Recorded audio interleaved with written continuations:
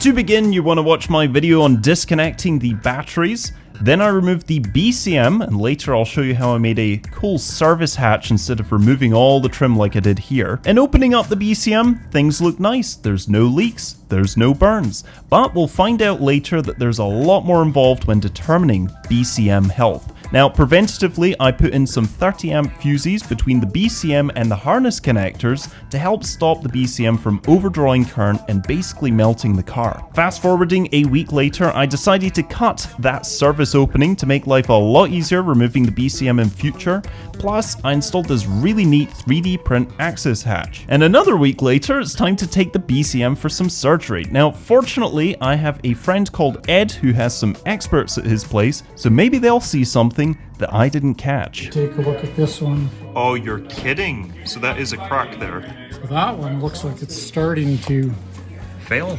but it must have been internally shorted to do that. You know, I would say that one's, if you were to take it off, it's either burned itself open or it's on the way to doing so. Look through the eyepiece at that one. Let's see. Wow, you can see this one.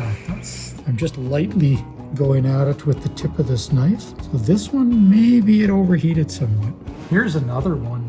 Some darkening here, and then it's got a little similar to what the last two have looked like, and it doesn't really come off when we do this. If you were to look at a ceramic multi-layer, MLCC multi-layer chip capacitor, so here we're looking at it, say, from the side, so from this direction. So this is where your solder from the board is soldered to the end.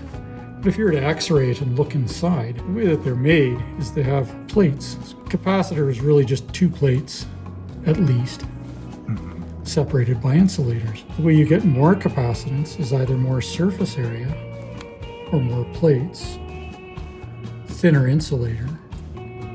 All these things will give you more capacitance.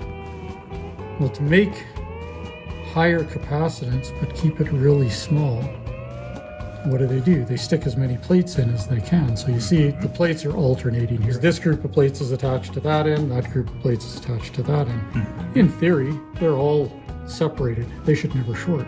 The manufacturing process for boards puts a little too much heat into the capacitor, and or the board deforms a little bit, whatever. It puts mechanical stresses on those plates so that now maybe they turned a little inside the capacitor. And now they're touching. If they touch, if there's any conductance at all between them, if you're lucky, it just self-heals. It burns that part away and it self-heals. But what does happen in MLCCs is you get enough of a short in there that those ones that you showed the pictures of that are arc flashed apart, it had multiple shorts in there and it had enough energy in there, so enough current to just blow it apart like that.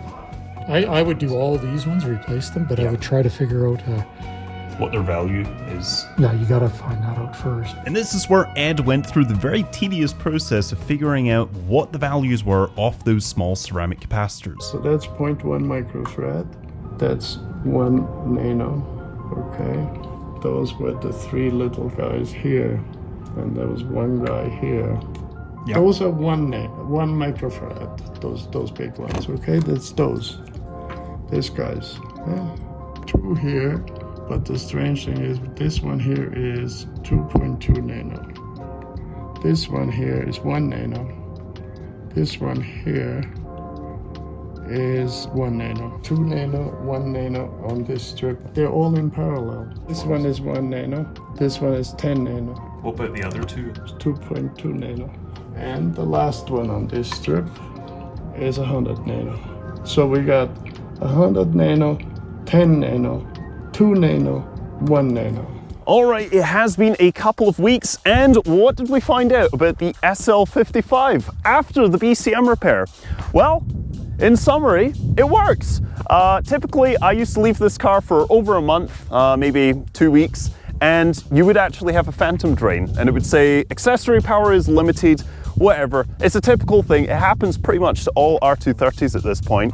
And I was talking to Ed about this because we replaced, as you saw, the electrolytic capacitors, which if you don't know what those are the little cylindrical ones. So we're thinking that the electrolytic capacitors that were in the back of the BCM those dried out. Now it is a 20-year-old capacitor, it happens. And we also thought that possibly these ceramic capacitors were maybe damaged by the previous owner, because I was told that this car was jump started at one point.